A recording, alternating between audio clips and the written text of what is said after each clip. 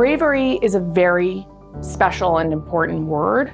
I think we are a company and culture that looks at bravery as a fortitude and steadfastness to speak on behalf of those who maybe feel challenged or marginalized. We have to accept everyone's differences, and we have to accept multiple perspectives in order to make a difference and arrive at a consensus or a common mission that we can advance together to move forward. So I'm very blessed and proud to be part of a company that really believes in the notion of all perspectives matter.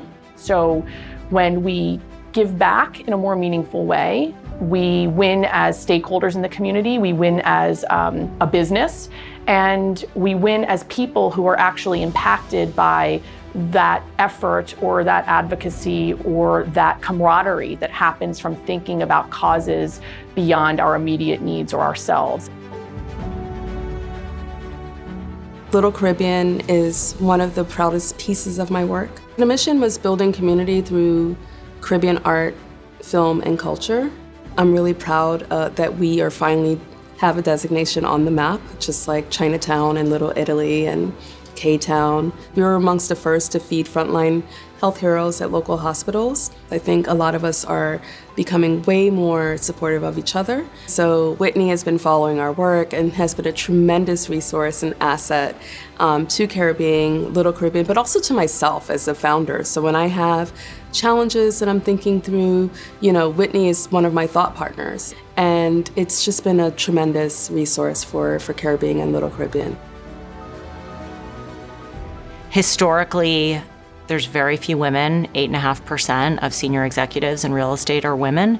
It's really uncomfortable to sit down with people and talk to them about why that is or how they can help change that.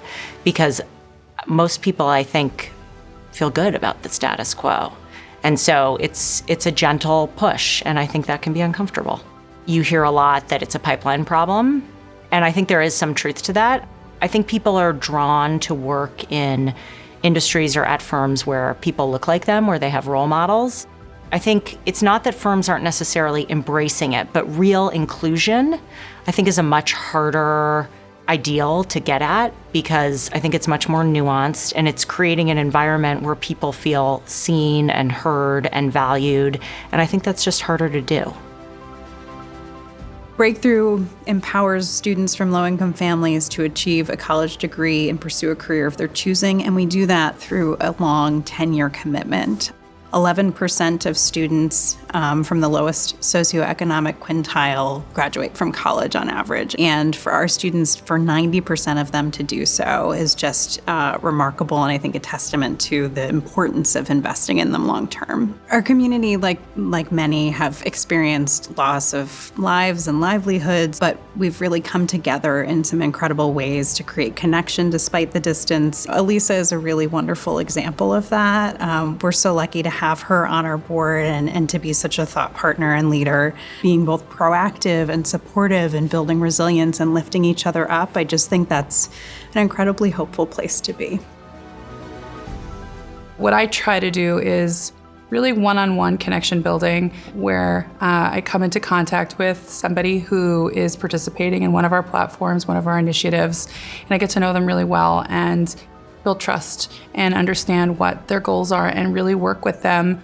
And so I love to be the person who can connect somebody with what it is they desire personally and professionally. Right now, we're really focused on diverse recruitment. We have an increasingly diverse culture. To me, the core message is just to be truly confident being an individual. I think that there's so many pressures for young women today, and I'm sure the same will be true for my daughters. There's so much pressure to conform to what you see, in society, to what your friends and peers are doing, to what, expectations you think there may be placed on you. And I think staying true to yourself and really protecting your own confidence is the message I want to give.